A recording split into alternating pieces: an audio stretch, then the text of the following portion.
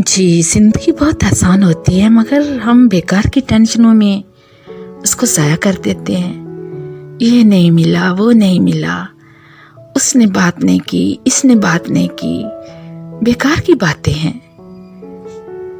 जब कोई बात नहीं करता तो उसमें अफसोस कैसा।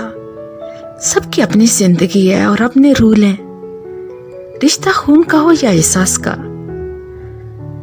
किसी को मजबूर करके अपनी तरफ मुतवज्जा करना गलत है। खुश रहा करें, अपने साथ रहना सीखें, काम करें और फारिग वक्त में अपना पसंदीदा मशगला जो भी है उसमें मसरूफ रहें। बस बेकार की बातों से उलझना छोड़ दें।